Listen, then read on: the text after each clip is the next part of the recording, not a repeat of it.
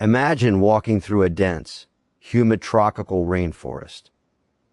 The air is thick, the sounds of life are all around you, and a green canopy blocks out most of the sky. Now, imagine that as the sun begins to set, this entire forest doesn't just slip into darkness, it begins to glow. Not with artificial light, not with fireflies alone, but with a profound, ethereal radiance, where every leaf, every droplet of water, every strand of moss seems to be emitting its own soft, golden light. This isn't fantasy, it's a real, breathtaking phenomenon known as the golden hour, but in a tropical forest, it transforms into something almost magical, a secret hour where the very physics of light performs a daily miracle that most of us never witness. What if I told you that this glow is not just beautiful, but is actually a critical life or death language spoken by the forest itself, a language that dictates survival, reproduction,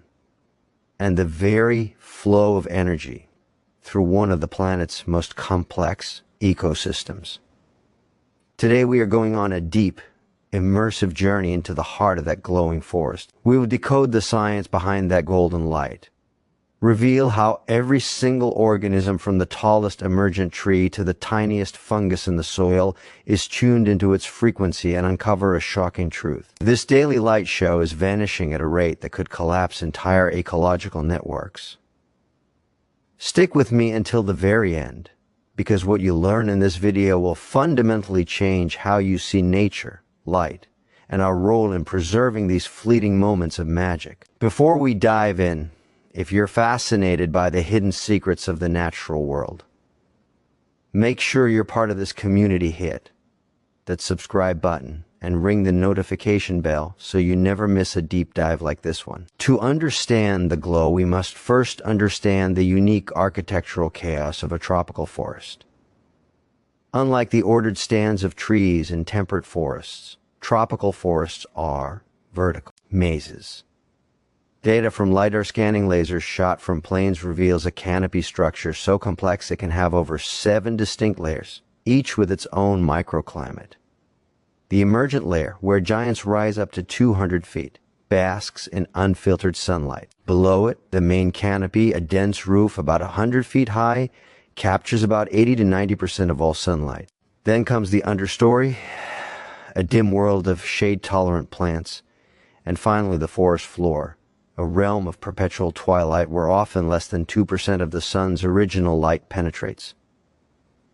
This intense stratification is the first key to the glow. When the sun is low on the horizon, during dawn or dusk, the golden hour, its light trails through a much thicker slice of the atmosphere. This atmospheric filtration scatters the shorter, bluer wavelengths of light, which is why the sky looks blue overhead, and allows the longer redder and golden wavelengths to pass through horizontally. This is Rayleigh scattering, the same reason sunsets are red. But in a tropical forest, this horizontal gold-rich light doesn't just hit a wall of green. It performs a spectral ballet. It slides sideways into the forest. Instead of illuminating the canopy from above, it pierces the vertical gaps between trees, the channels created by rivers, and the sudden clearings from fallen giants. For perhaps the only time in the day, light reaches deep into the understory and even touches the forest floor, not as weak, diffuse greenish light, but as direct, intense beams of golden amber. This is the first stage of the glow, direct illumination. These are the sunbeams or crepuscular rays you might have seen in pictures, but in person, they are tangible columns of light made visible by the saturated humidity and suspended particles in the forest air, a phenomenon known as the Tyndall effect. Every water droplet, every mote of pollen becomes a tiny prism, reflecting and refracting this golden light. So, the forest glows because it is suddenly filled with billions of microscopic mirrors, all catching the long wavelength light that has been selectively filtered by the planet itself. But this is just the physics of the stage. The real drama begins with how the life in the forest uses this specific, fleeting quality of light. Plants aren't passive recipients of light. They are sophisticated solar engineers. Their leaves contain pigments, primarily chlorophyll for photosynthesis, but also others like carotenoids, yellows and oranges, and anthocyanins, reds and purples. During the full glare of midday, chlorophyll is working overtime, absorbing mostly blue and red light and reflecting green, which is why forests look green. But in the golden hour, the light spectrum shifts, the intense blue light is gone, and the light is dominated by oranges, reds, and far red wavelengths. Data from spectrometers placed in Amazonian forests shows this shift is extreme.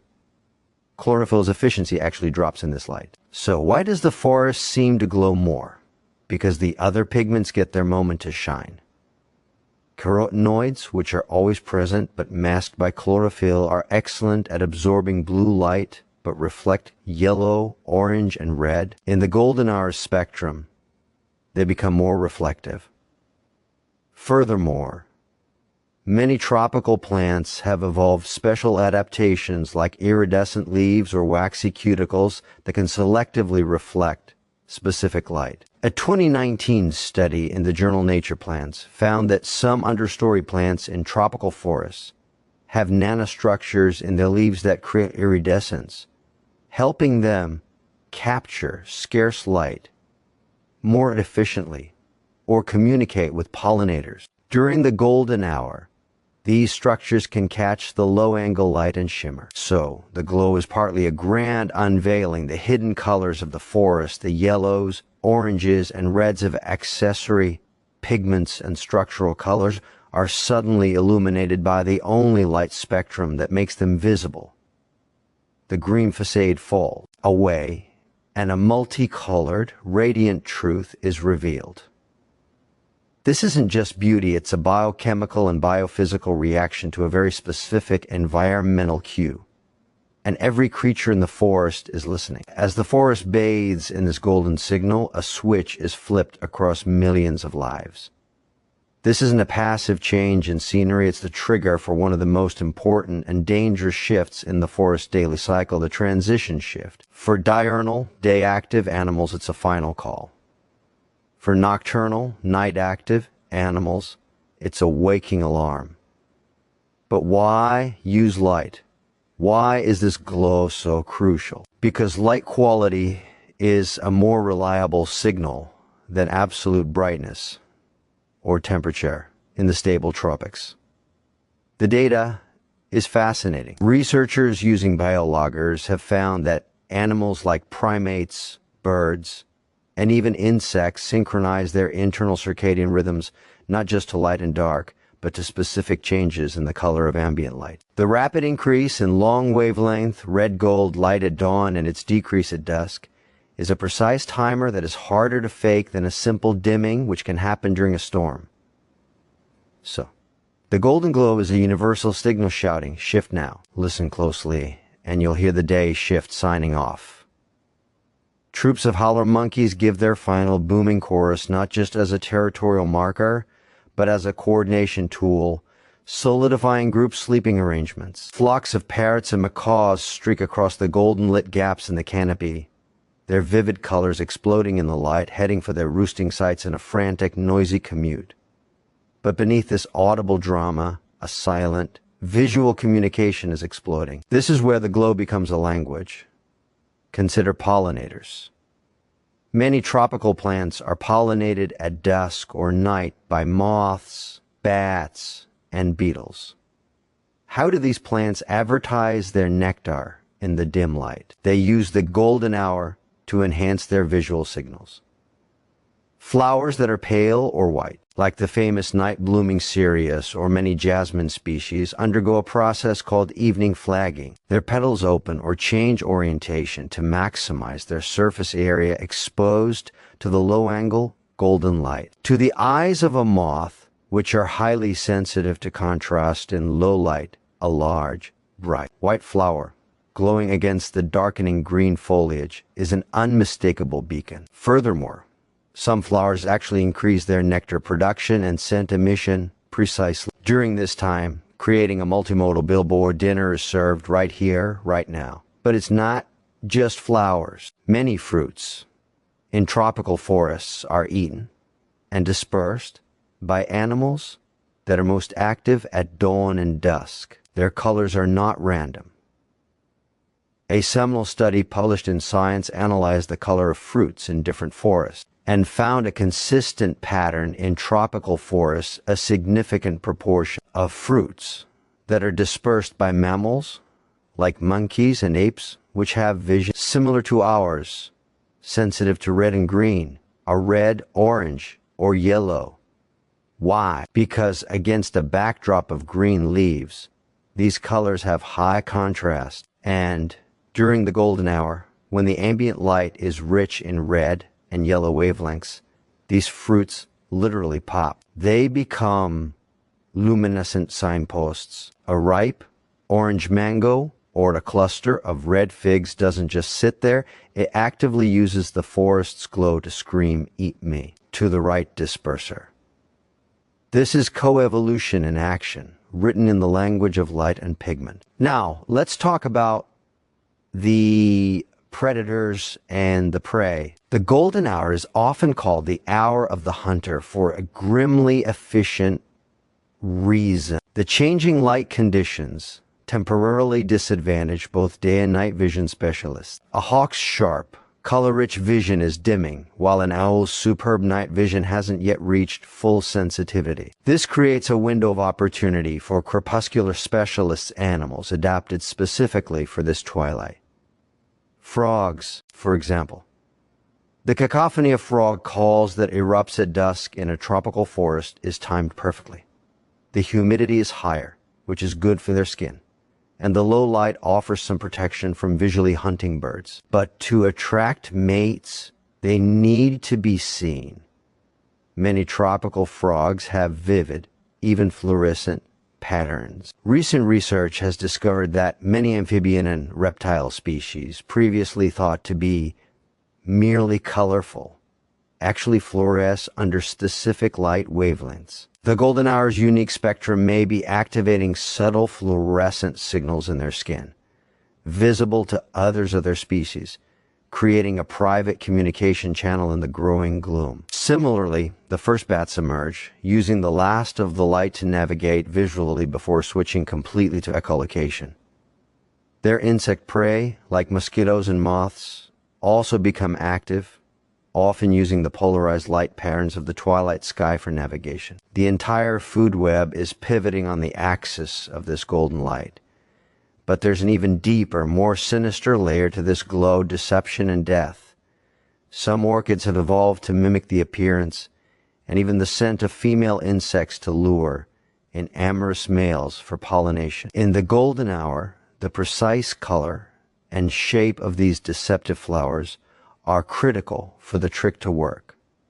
Other plants, like certain carnivorous pitcher plants, may use light patterns on their traps to confuse insects. And for every herbivore munching on a glowing leaf, there's a predator like a jaguar or a margay cat whose camouflage coat is perfectly patterned to break up its outline in the dappled, golden light, making it virtually invisible until it's too late. The glow giveth life, and the glow taketh it away. It is the great equalizer, the signal for a cosmic shift that happens not in deep space, but every single day in the heart of our planet's most vibrant ecosystems. And as we are about to see, this entire intricate, beautiful, and brutal system is balanced on a knife's edge, threatened by a force that is dismantling the very stage on which this light show is performed. The architecture that creates the glow, the dense, layered, humid canopy, is not a permanent fixture. It is the product of millennia of stable climate, abundant rainfall, and intricate ecological relationships, and it is being dismantled. The shocking data point that ties this all together is this. According to the World Resources Institute's Global Forest Watch, the tropics lost over 10 million hectares of primary rainforest in 2022 alone. That's an area roughly the size of Portugal, gone every single year. When we talk about deforestation, we often focus on carbon storage or species loss, which are critically important. But we rarely consider the loss of lights, capes the specific, dynamic patterns of light that have shaped evolution for millions of years. The golden hour glow is one of the most specialized lightscapes on Earth. Fragmentation, the breaking up of large forests into smaller, isolated patches, is its silent killer. Here's the data-driven reality: a forest edge is not the same as a forest interior. Microclimate studies show that edges are hotter, drier, and windier. Light penetration increases dramatically. That sounds like a good thing, but it's catastrophic for the golden hour phenomenon. Remember, the glow depends on the sharp contrast between the deep shade of the interior and the horizontal penetration of golden light. In a fragmented forest, the interior shrinks. The edge effect, which can penetrate hundreds of meters into the forest, means that the deep, dark understory conditions essential for that dramatic transformation at dusk are eroded. The light becomes homogenized. The stage is flooded with harsh, white light all day, washing out the magic of the twilight transformation. The plants change first. Shade-tolerant understory species, many of which are the ones with the specialized pigments in the leaf, structures that contribute to the glow, cannot survive the increased heat, dryness, and light at the edges. They die off. They are replaced by generalist, light-loving species, often vines and fast-growing pioneer trees that create a different, less complex structure. The vertical stratification flattens. The LiDAR scans of fragmented forests show a lower, less varied canopy profile. This simpler structure no longer filters and sculpts the sunset light in the same way. The sunbeams don't pierce through deep green tunnels. They wash over a tangled, brushy thicket. The billions of microscopic water droplets in the air, they decrease as humidity plummets. The Tyndall effect weakens. The glow fades. But the impact goes far beyond the loss of a beautiful moment. It ruptures the communication network we just described. A 2021 study in the journal Current Biology tracked fruit-eating birds in fragmented Amazon forests. They found that in smaller fragments, the timing of fruit consumption and dispersal became erratic. The visual cues, the glowing fruits, were less effective because the background light environment was chaotic. Some fruits rotted uneaten, meaning those plants failed to reproduce. The cascading effects are staggering. If plants aren't pollinated or dispersed, their populations decline. The animals that depend on them for food must move or starve. The predators that depend on those animals follow suit. The golden hour was the crucial trading floor where these species met. Fragmentation shuts it down. Furthermore, the altered light cues disrupt animal behavior directly. Research on dung beetles, crucial for nutrient recycling, shows they use the polarization pattern of twilight sky to navigate in a straight line away from a dung pile to avoid competition. In fragmented, open areas, this celestial compass is scrambled by artificial lights or simply by the bright sky glow from cleared land. The beetles get lost. A simple process like dung burial fails, affecting soil health. For larger animals, the increased exposure edges makes them more vulnerable to predators, including humans, during their crepuscular activities. The entire synchronized dance of the transition shift falls into disarray. And then there's the most insidious threat, artificial light at night, or ALAN. As human settlements encroach, the natural twilight is polluted by street lights, vehicle headlights, and building lights. This ecological light pollution is a massive for wildlife. Nocturnal animals delay their activity. Diurnal animals become restless. Migrating birds can be fatally drawn off course. The precise spectral signal of the golden hour, that specific increase in red and far red light, is drowned out by the constant, often blue-rich glare of LED lights. A moth that evolved over eons to fly towards a faint, golden illuminated flower now flies in circles around a porch light until it dies of exhaustion. The natural language of light is being overwritten by human noise. The data from long-term phenology studies the timing of biological events is showing clear shifts. In intact forests, the onset of frog choruses, the opening of flowers, and the first flights of bats are tightly correlated with light quality at dusk. In disturbed areas, these correlations break down. The system is losing its rhythm.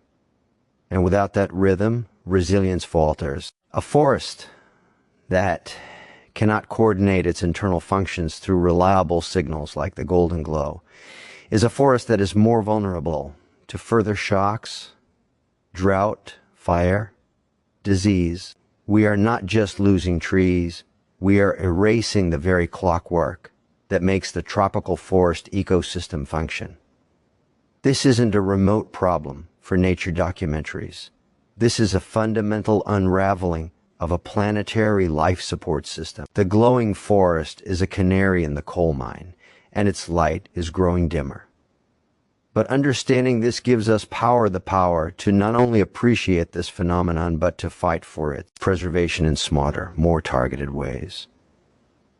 And that fight begins with recognizing its value, a value that extends into our own world in profound and surprising ways, which is exactly what we're going to explore next. The magic of the tropical forest's golden hour is not locked away in a remote wilderness, irrelevant to our daily lives. Its principles, its science, and its very essence are bleeding into human technology, medicine, art, and our fundamental well-being in ways that might astonish you. This is where our deep dive turns towards hope and interconnectedness. Let's start with biomimicry innovation inspired by nature. The way tropical plants and animals manipulate light is a masterclass in efficiency. Consider the iridescence of some understory leaves or the wings of certain blue morpho butterflies, which are not blue from pigment but from nanostructures that interfere with light. Scientists studying these structures are developing new types of solar panels and displays. Researchers at Harvard, for instance, looked at the way light is scattered and captured in dense vegetation to design more efficient, less reflective solar cells that can capture light from multiple angles, just like the leaves in a dim understory do. The goal is to create panels that work well even under cloudy skies or at low sun angles, directly inspired by the forest's ability to thrive in diffuse light. Similarly, the specific quality of the golden hour light, its warmth, its diffusion, its high color rendering index, is being studied for human health. You may have heard of circadian lighting, the idea that mimicking the natural progression of daylight in our homes and offices can improve sleep, mood, and productivity. The data from hospitals is particularly compelling. Studies have shown that patients in rooms with dynamic lighting that simulates a natural day-night cycle, including a warm golden twilight, experience less stress, need fewer pain medications, and have shorter recovery times compared to those under static, cool white fluorescent lights. The tropical forest golden hour is the ultimate evolved example of a perfect circadian light signal. It doesn't just tell animals to sleep or wake. On a physiological level, it triggers the production of melatonin in those who are sensitive to it, calming the system, reducing cortisol levels, and preparing the body for rest. By bringing this principle into our built environment, we are essentially inviting a sliver of that forest glow into our lives to heal us. Furthermore, the complex interplay of light and life in forests is a treasure trove for pharmacology. The golden hour is a peak activity time for many plants metabolically. This is when many of them produce secondary compounds, alkaloids, terpenes, flavonoids as they shift from photosynthesis to nighttime respiration and defense. It is also when many pollinators and dispersers are active, so plants may increase the potency of their chemical signals, sense, and reward. Scientists who search for new medicines from nature are increasingly paying attention to the time of day when they collect samples. A bark collected at dusk might have a different biochemical profile than the same bark collected at noon. Some of our most important drugs, like the anti-cancer compound vincristine from the Madagascar periwinkle, a tropical plant, or quinine for malaria from the cinchona tree, are products of these complex plant chemistries that are tuned to the daily cycle of light and dark. By understanding and preserving the natural light environments that drive these chemical productions, we are safeguarding future medical breakthroughs. On a cultural and psychological level, the image of the glowing forest taps into something deep within the human psyche. It represents the sublime, the magical, the boundary between the known day and the mysterious night. This is why it features so prominently in art, from the luminous paintings of the Hudson River School to the fantastical worlds of movies like Avatar. Exposure to this kind of natural beauty, even virtually, has a measurable impact. Data from studies in environmental psychology show that viewing images or videos of complex, vibrant natural scenes like a glowing forest can reduce mental fatigue, improve focus, and elicit feelings of awe and emotion linked to increased altruism and a sense of connection to something larger than oneself. In a world suffering from what author Richard Loud calls nature deficit disorder, preserving these experiences is not a luxury, it's a public health strategy. They are anchors for our mental well-being in an increasingly digital and urban world. Finally, the golden hour phenomenon is a critical part of the Earth's energy and water cycles. The way the forest interacts with light directly affects local and regional climate. The dense canopy absorbs a vast amount of solar radiation, which drives transpiration, the process where plants release water vapor from their leaves. This forest pump is crucial for generating rainfall. During the golden hour, as temperatures drop slightly, the saturated air often leads to the formation of mist and dew, a vital water source for many canopy organisms. The altered albedo, reflectiveness, of the forest during this time, as it shifts from green to gold, may have subtle but important effects on local heat absorption and release.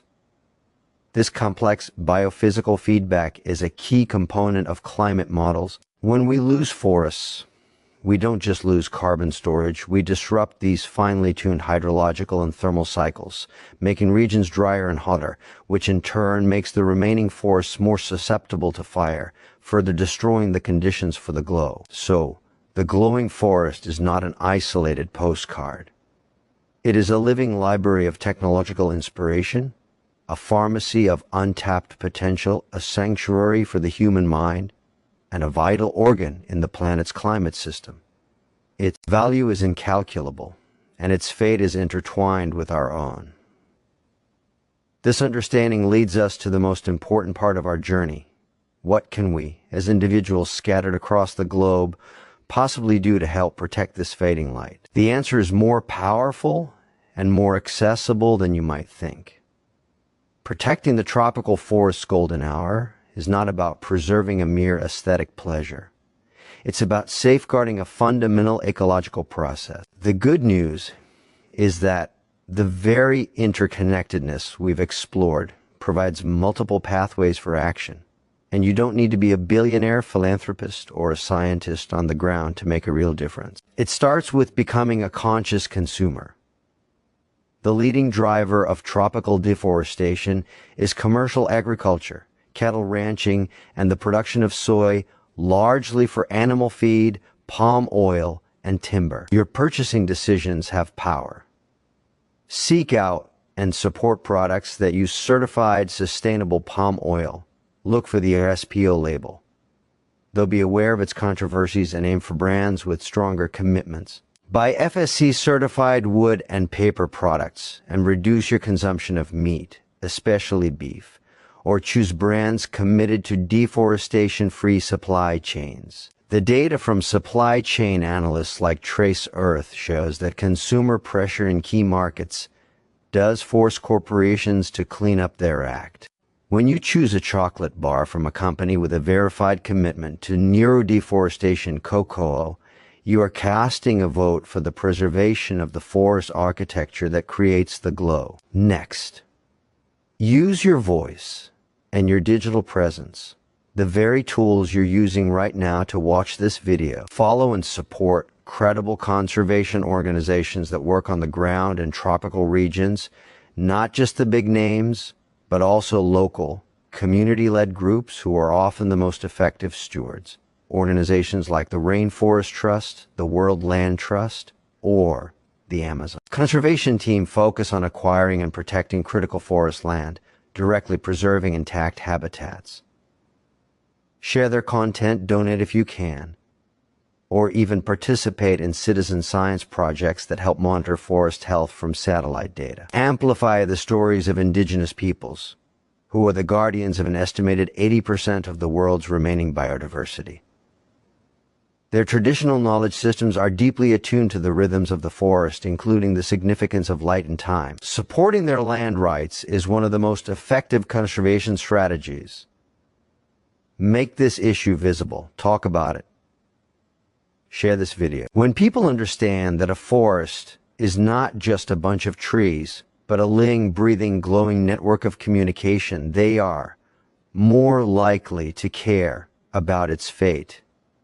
On a policy level, you can advocate, support political candidates and policies that prioritize international climate agreements, fund forest conservation, and hold corporations accountable for their supply chains. Write to your representatives and ask them what they are doing to address the imported deforestation embedded in your country's consumption. Furthermore, consider the light pollution in your own backyard. While it doesn't affect tropical forests directly, advocating for responsible outdoor lighting in your community using shielded, warm-colored LEDs that point downwards helps restore natural night skies and supports local wildlife. It's a practice in mindfulness about light, connecting your local actions to the global principle of respecting natural light cycles. Finally, foster a personal connection. If you ever have the privilege to visit a tropical forest, go with a guide who can help you see beyond the green. Sit quietly at dusk. Watch the glow emerge. Feel the shift in the air and the activity. That personal, awe-inspiring experience is the most potent motivator for action. If you can't travel, immerse yourself in the wealth of high quality documentaries, nature soundscapes, and VR experiences that can transport you. That sense of wonder is fuel for the long fight. Remember, the problem is vast, but the network of people who care is also vast, and it is connected. For every sustainable choice, every shared article, every letter to a leader, every dollar donated to a trustworthy guard post in the Amazon adds up. It creates a counterpressure to the forces of destruction. We are not separate from the systems we are trying to protect. We are nodes in a global network of awareness and action. The tropical forest at golden hour is a symbol of transformation, of beauty born from precise conditions, of life seizing a fleeting opportunity. We must be the generation that ensures that opportunity is not lost forever, that the light does not go out. Your engagement right now is the first step, but it cannot be the last. If this journey into the heart of the glowing forest resonated with you, if you believe in protecting these intricate wonders of our planet, then I need you to take 3 specific actions right now. First, click the subscribe button and ring the bell. This channel is dedicated to uncovering the hidden connections in nature, and your subscription is what allows us to keep this mission alive and reach more people. Second, make your voice count in the comments below. Tell me what part of this deep dive amazed you the most. Was it the science of light, the animal communication, or the threats it faces? Your comments boost this video's reach and help build a community of curious, caring individuals. And third, take one tangible step. Use the links in the description below. I've curated links to reputable conservation organizations focused on protecting tropical forests through land purchase, community support, and scientific research. Go to the description, pick one, and learn more. Even if all you do today is read about their work you've started, share this video with one person you think needs to see this magic. Together, we can be the stewards of the glow. Thank you for watching, for caring, and for being part of this